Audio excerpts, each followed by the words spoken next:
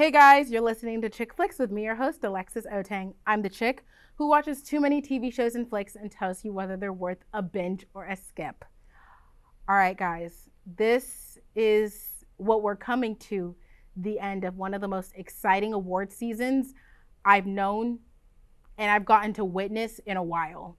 Like, man, I don't even know what to say. This is too good. The unpredictability of this award season needs to be made note of, because just when you think you know how things are going, pew, went the other way. Oh, I thought this person was sweet. Never mind. And that's what you honestly want. So in the spirit of doing, like, of the unpredictability-ness, that's not a word, but the unpredictability element of this award show season, I decided to do a predictions video. I typically don't do them because I don't like to be wrong. If you notice the little Virgo cup, I'm never wrong. And I certainly don't put myself in the situations to be wrong.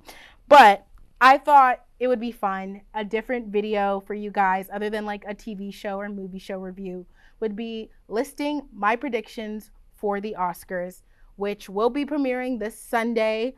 It's the 97th Oscars, or 97th Academy Awards, and it's going to be hosted by Conan O'Brien. 97, that's crazy. The fact that in 3 years we'll be at 100, and I certainly hope I will get to be at that ceremony, but that's neither here nor there. And yeah, guys, I don't want to talk too much. I kind of just want to jump right into these predictions and talk a little bit about this award season, so let's go. Little disclaimer, if my energy seems low, like I said, or I can't remember if I said, but I have filmed this video 2 times prior. And I also filmed another video. And both times, or all the times that I filmed today, things have just gone wrong. I came originally on a different day to film, and it went wrong.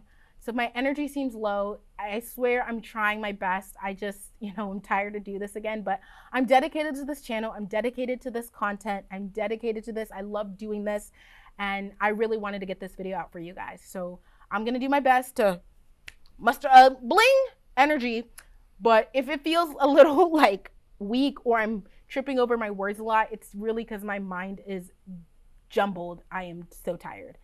Forgive me. But let's jump into this. We're not going to think about that. Let's go to our first category, which is going to be animated featured film.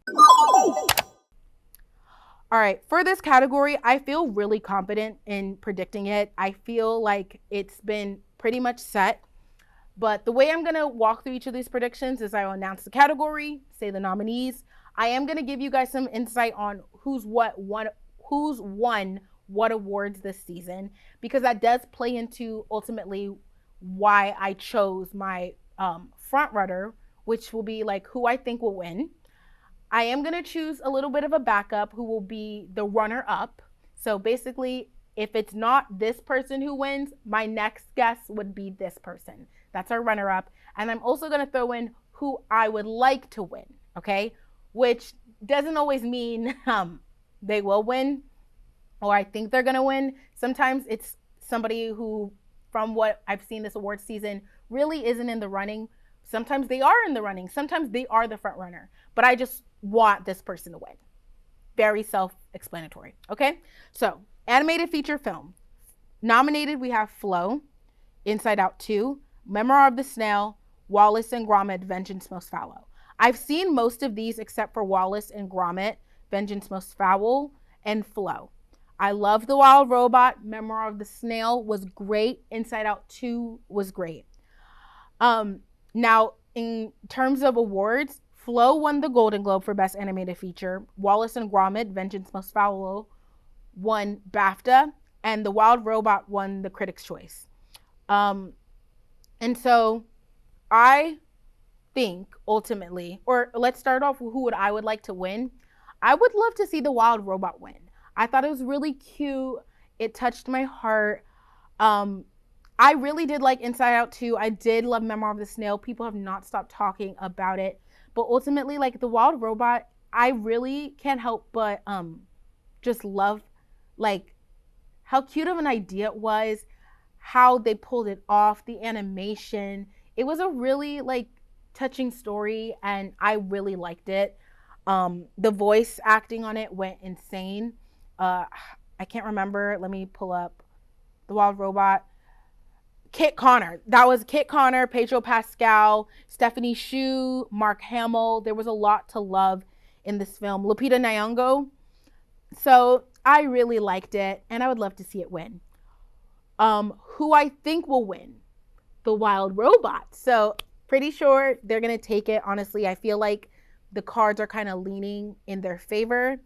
If it's not them, my runner-up, my second choice would be Flo.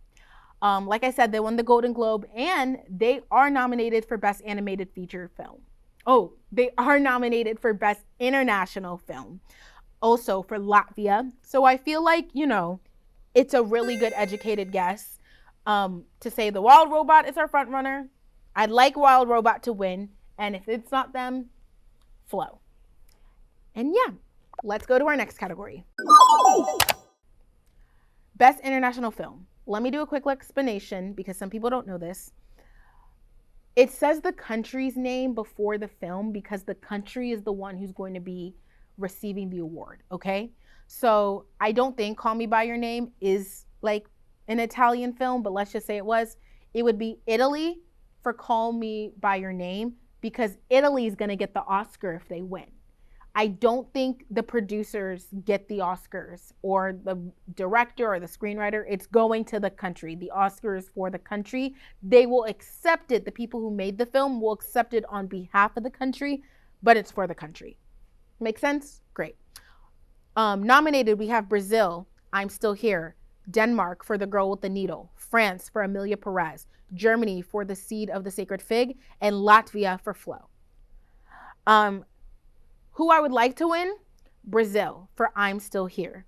Thought it was a great film, extremely touching. Fernanda Torres is nominated for an Oscar for this. Who I think is going to win? Emilia Perez. And you know what? We might as well just talk right now about this controversy. If you do not know, which it's kind of hard to miss if you're in the film community, this film has been shitted on by everyone and people even outside the film community because it's caused discourse with, you know, very big influencers, Latin American influencers, Latinos have been talking about it. Mexicans have been talking about it because it's a film that takes place in Mexico. It is surrounded by topics that affect Mexico, talking about the drug cartel, talking about immigration, talking about the government corruption. It includes a lot of Mexican culture. It's spoken mostly in Spanish. And yet the filmmakers, specifically director, have made comments about how they really didn't do research into Mexican culture. They didn't do research into the Spanish language. They felt like they could just, you know, they knew the story, they were adapting the screenplay based off, and you know, they had ideas, so they're good. What? If 2 + 2 = 4 and 5 + 5 = 10, what are you saying? People have been critiquing it because of how it's handled these topics, what it's trying to say. People, Mexican Americans and Mexican people have said like it's very stereotypical of the country. The way they portray the drug cartel and the violence, it doesn't do any justice to the beauty and doesn't do more to showcase like the depths of these topics and also the beauty and the enrichment of the Mexican culture. Some people have even said it feels like they wrote the script in France and then used Google Translate to translate into Spanish for the actors' words because they're like, no Mexican would speak Spanish this way. No Spaniard would speak Spanish this way. No Latino person would speak Spanish this way. What are they doing? And yeah, on top of that, Carla Sofia Garzon, the lead actress, she has had controversies. Tweets were exposed of her saying very racist, Islamophobic, and just very problematic things. So you would think that with that, Emilia Perez in the beginning they were winning a lot of awards. By the end of the season, it would have hurt the chances of winning stuff. No. They took home the BAFTA, the Astra, the Critics' Choice, and the Golden Globe for Best International Featured Film. So I'm not going to waste our time. I'm pretty sure they're going to take it home at the Academy. I'd love to be surprised and I'd love to be proven wrong. But I just feel like it's in the books. Somebody compared Emilia Perez to Crash, and I was like, I don't want to go there. But they make a compelling case. I can see how you could get to that analogy. And yeah, so just to run it down, who I'd like to win, Brazil, I'm Still Here. Who I think will win, Emilia Perez for France. And who I think will be runner-up if it is not Emilia Perez, Brazil, I'm Still Here. All right, going into Best Original Screenplay. Nominated, we have Sean Baker for Anora, Brady Corbett, Mona Fastvold for The Brutalists, Jesse Eisenberg for A Real Pain, September 5, written by Moritz Binder, Tim Fellbaum, and co-written by Alex David, and The Substance, written by Coralie Farget. Okay, this is a really exciting category because, you know, it really is a toss-up how this will go. I'm locking this in as my prediction, but I wouldn't be surprised if any of these people win. Outside of September 5, I really haven't been seeing a lot of people talk about it. A lot of people argue that over September 5, it should have been Challengers. I think September 5 was great, but I do think Challengers should have got the nomination, and I wouldn't be mad if they got it over September 5. I'm sorry, please don't kill me. But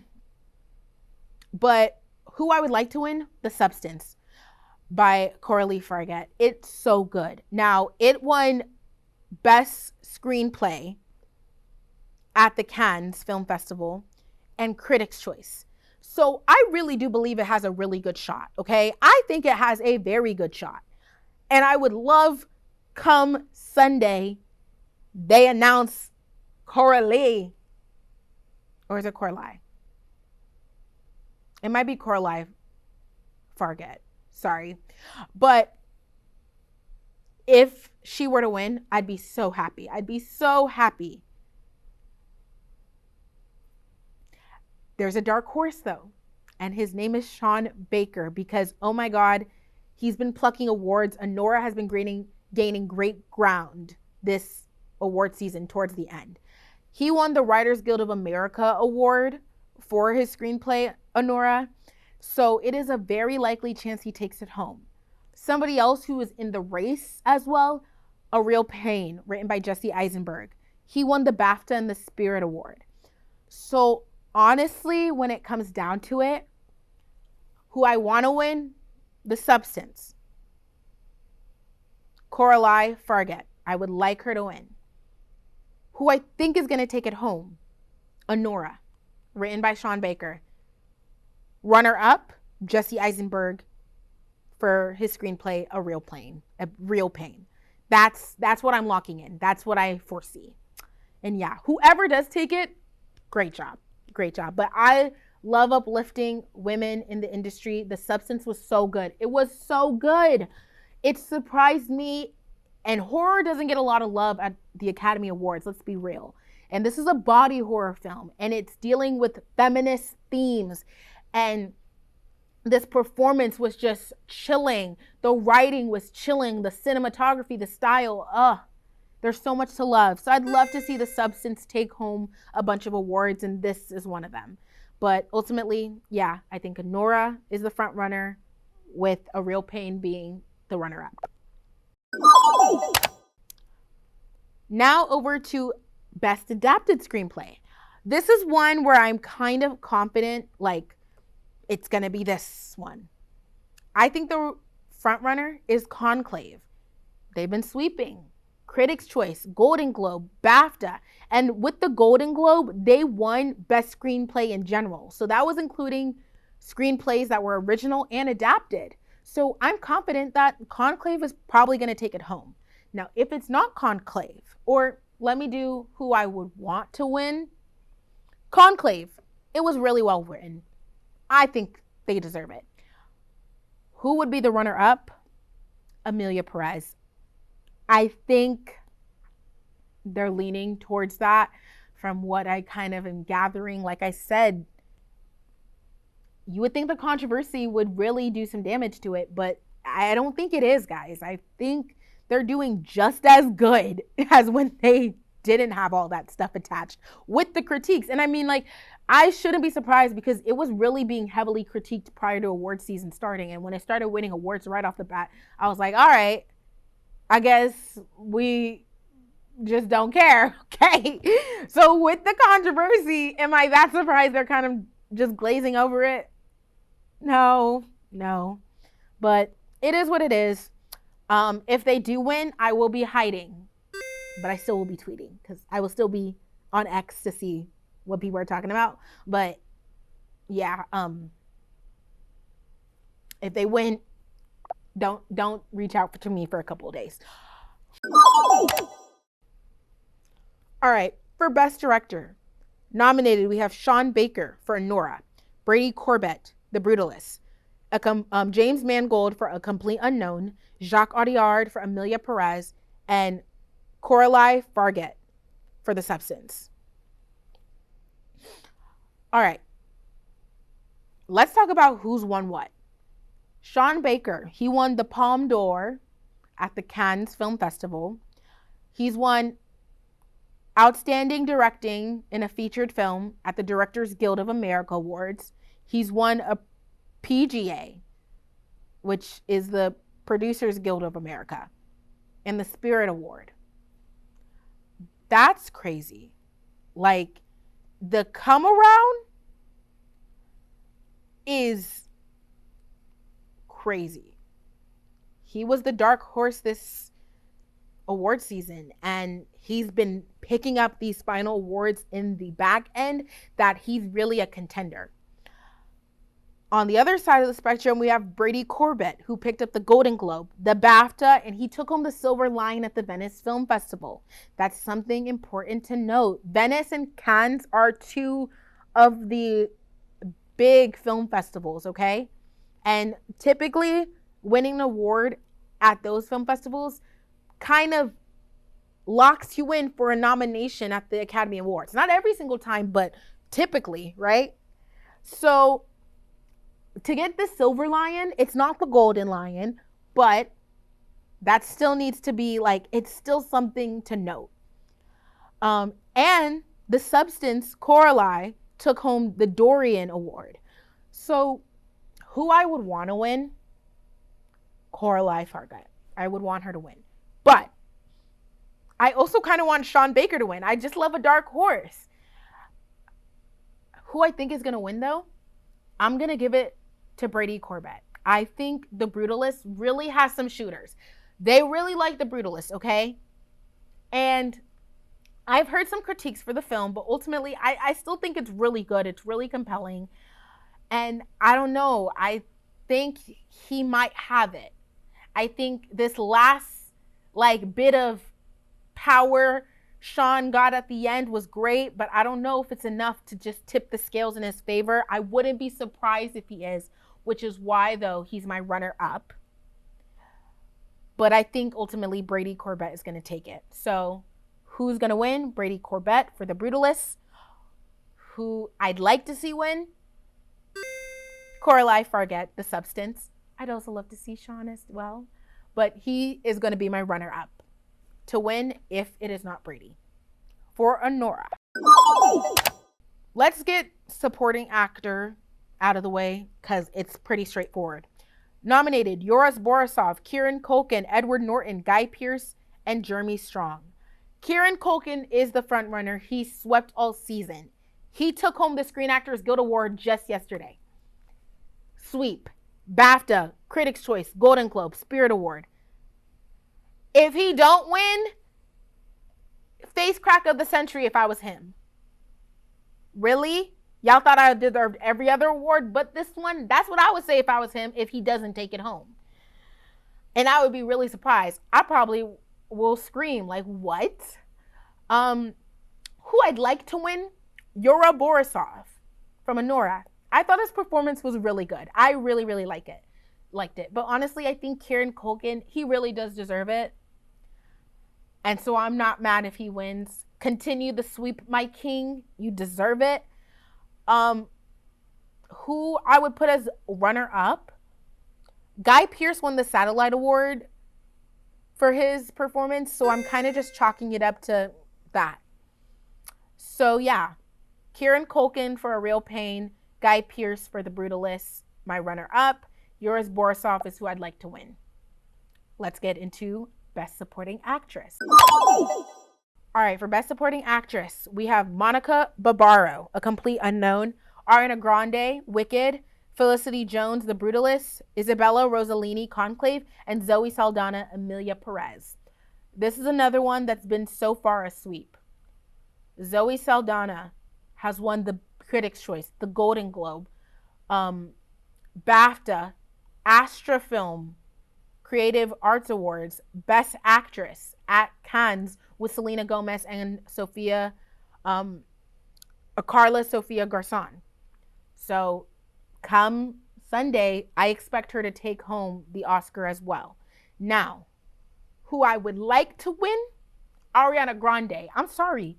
She did Young Her justice. She did the role of Glinda justice. She ate it up and spit it out and danced on top of that thing. I loved it. I watched Wicked at the Cinemark Palace, which is a theater she grew up going to in Boca Raton, and where she watched Wicked with her Nona. I missed her by like one day. Let's not talk about it. It really brings me pain. But seeing her post about how much this meant to her, she was amazing. I wish she got more love this award show season for her role, but they really love Zoe Saldana and Emilia Perez. And I can't blame them because, controversy aside, she is not the person who made these comments.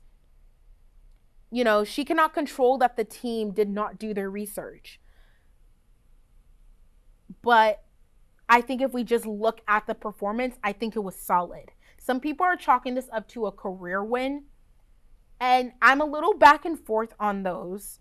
I don't really like them, but I don't think this is like the other career win we saw with Jamie Lee Curtis. That's what people feel like her win was when she won for Everything Everywhere All at Once for and the Oscars. I think it was 2023. If I'm wrong, I'm so sorry. But yeah, these two are not the same thing, because with Jamie Lee Curtis, while she has put in a lot of work and I respect what she did, and I think she was great in the film, she was not even the best supporting actress in Everything Everywhere All at Once. That was Stephanie Hsu, hands down. Jobu Tobaki changed lives, and I will not clarify any further.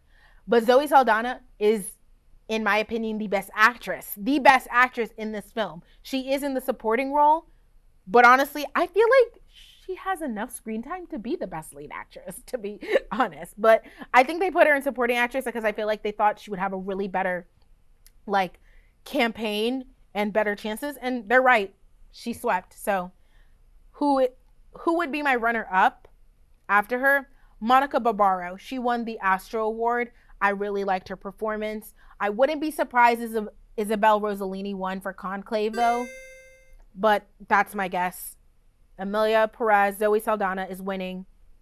Runner-up will be Monica Barbaro. And who I wanted to win? Ariana Grande. All right, for Best Lead Actor. This is a category who I'm still very confident in, my front runner. But after yesterday, I wouldn't be surprised if we had a different result, okay? So nominated, we have Adrien Brody, Timothée Chalamet, Ralph Fiennes, and Sebastian Stan, okay? Adrien Brody was in The Brutalist. He's won the Critics' Choice, the Golden Globe, and the BAFTA. He's been loved all award season. And yesterday at the Screen Actors Guild Award, I would have chalked him up to winning that award. And then Timothée Chalamet took home the Screen Actors Guild Award. What? We just finally got to witness his first major acting award? Where's Club Chalamet? Can somebody check that she's okay? That they're living still? That they're breathing? Because I know they probably fainted. I almost did. I couldn't believe it. And the fact that he literally was like, I didn't even prepare anything because I'm just kind of used to not winning anything. For the first time, I just came to enjoy the show. And then, of course, Destiny throws it this way is hilarious.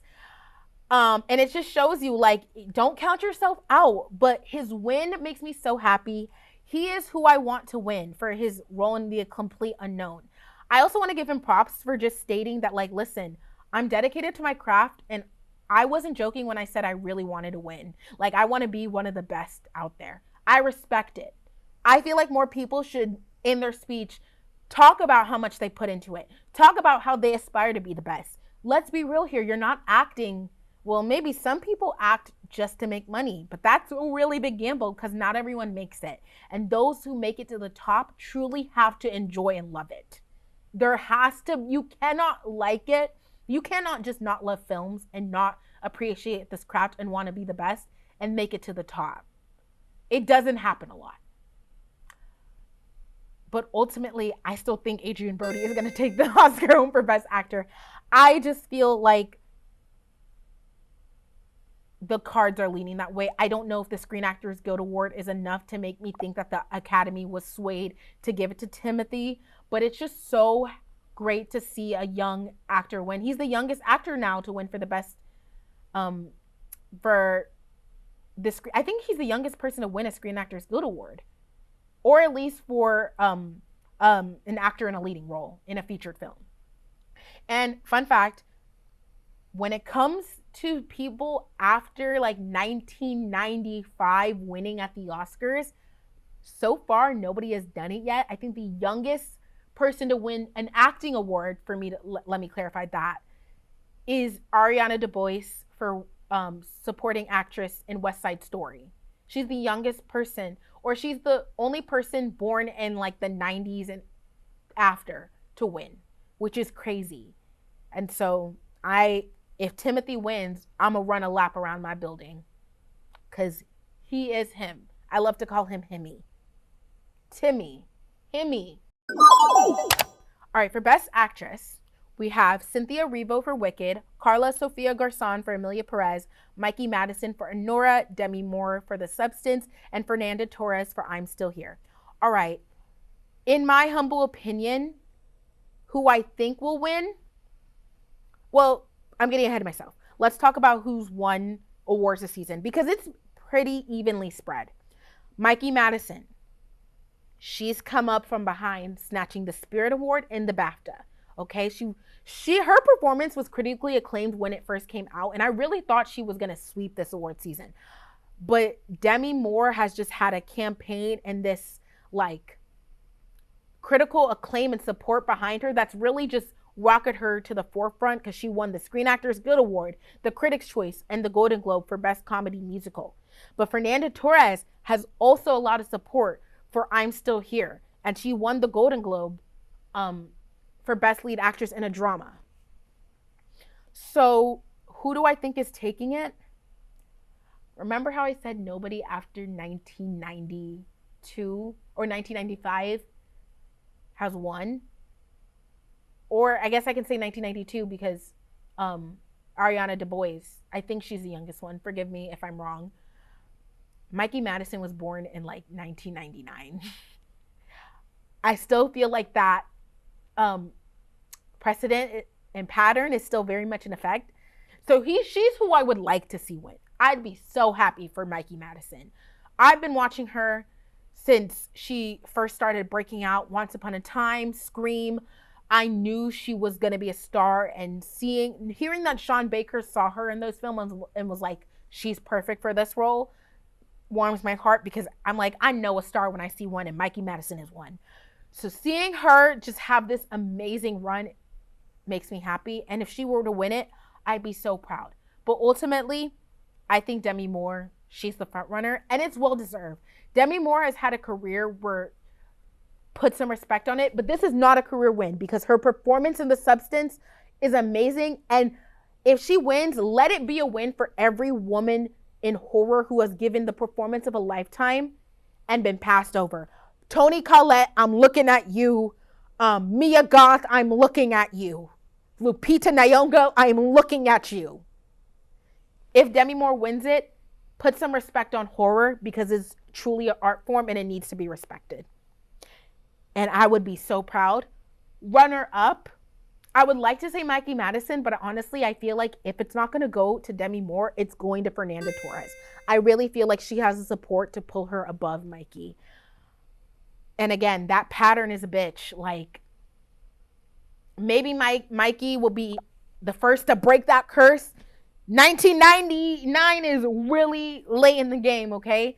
And I would hate for them to just be passing over young actors simply because they haven't been in the game long enough. A lot of the best actors that we've seen have come out of the 90s and a little bit early 2000s.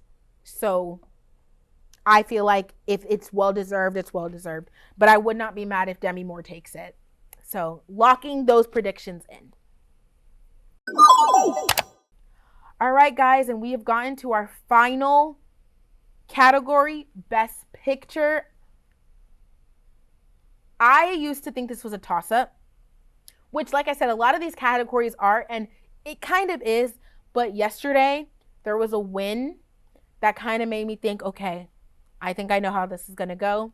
Now, nominated for this award is Anora, The Brutalist, A Complete Unknown, Conclave, Dune Part 2, Emilia, Perez, I'm Still Here, Nickel Boys, and The Substance, and Wicked. Anora won the Critics' Choice and the Spirit Award. The Brutalist won the Golden Globe Best Drama. Conclave won the BAFTA, and Emilia Perez won the Golden Globe for musical, Best Picture, musical, or comedy. And Wicked also won a Golden Globe, cinematic, and box office achievement. All right. Who I would like to win?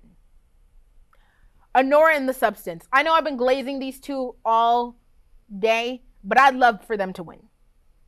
I love A Dark Horse. I love The Substance. I love what it was saying. It surprised me. I would also like Dune Part 2 to win. I'm not even going to lie. If Dune Part 2 won, I would run around this building. Because what did Dennis do to deserve this? Not Best Director? Oh, okay. Oh, okay. What's going on? What did... Not even best adaptation? Dennis, who did you anger at the Academy? But getting back onto subject, I feel like Conclave is taking it home because they won the Screen Actors Guild Award for Best Ensemble for a Motion Picture. And I feel like that cements it. Like, I feel like if you're going to award the whole ensemble, they should technically be Best Picture, right? Like, I feel like that goes hand in hand. Of course, there's the technical aspects and the technical ability, but I really hope if it's not going to be those two, Conclave. It's a really good film. Who I think would be runner-up, The Brutalist, is what I'm hoping for. And I'm going to lock that in. But the other runner-up I want to talk about is we might be in the timeline where Emilia Perez wins. And if it happens, I'm deleting social media for a week. I don't think we're going to recover. I think the film community will be in shambles. I feel like people will not even believe that they won. They'll be like, this is another La La Land Moonlight thing. And we'll be telling ourselves they switched the card for years to come. And that's all I'll say. So yeah, I think Conclave is winning it. I would love for Anora or The Substance to take it. And my runner-up is The Brutalist. And that's me speaking hopefully. Okay? And yeah, guys, let me just run down all my picks, just my picks. We're not going to add all those little extra categories I did. For the Oscar, my Oscar 2025 prediction. Best Actor, Adrian Brody. Best Actress, Demi Moore. Best Supporting Actor, it'll go to Kieren Culkin. Best Supporting Actress, Zoe Saldana is my pick. Best Animated Feature, The Wild Robot. Best Directing, the Brady Corbett for The Brutalist. Best Original Screenplay, Sean Baker, Anora. Best Adapted Screenplay is going to Conclave, screenplay by Peter Strawn. And last but not least, Best Picture will be Conclave. And yeah, guys, that is my prediction. Tune into the Oscars to see if I'm right. And hopefully my Virgo and my perception, my foresight has led me to the right picks, and we'll see. But like I said, I wouldn't be surprised if there was some toss-ups in there. If we got some wild cards, it's the Oscars and we'll never know what we can expect. Let's look at last year, guys. And yeah, guys, that's it from me. Let's go into my outro. If you're a fan of me, you already know this rundown, okay? Follow me on my Instagram, on TikTok, on X. I have my public profile. I have my show profiles. I have a blog, Simpy Alexis. I have graphics up to show you all these things, and it's all linked below. Please keep up with me because a lot more content's coming your way, and I am releasing an article in conjunction with this episode. Wherever you're listening to ChickFlicks, whether you're watching it on YouTube, you're listening on SoundCloud or Spotify, like, subscribe, 5 stars, leave a comment, tell me your predictions, follow, do whatever you need to do so you never miss out on me. And thank you guys. I can't wait to see you. Until next time, bye.